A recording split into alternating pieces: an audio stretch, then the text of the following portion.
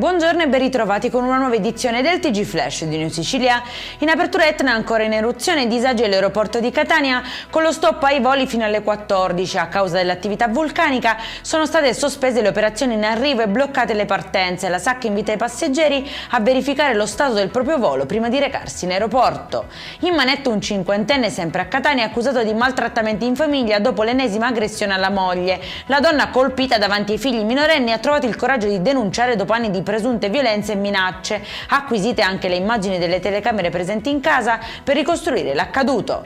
Arrestati a Palermo i responsabili di una violenta rapina avvenuta a Capodanno in via Macheda. In carcere 3 soggetti di 19, 22 e 43 anni che avrebbero aggredito un cittadino con calci e pugni per poi rubargli il cellulare. Decisive le indagini della polizia che hanno permesso di risalire ai presunti autori. Presunti illeciti nella discarica di Timpaccio a Gela, la commissione Ecomafie chiede gli atti dell'indagine. Al centro degli accertamenti le ipotesi di traffico illecito di rifiuti e danni ambientali che hanno portato ai domiciliari gli ex vertici regionali e tecnici della società che gestisce l'impianto.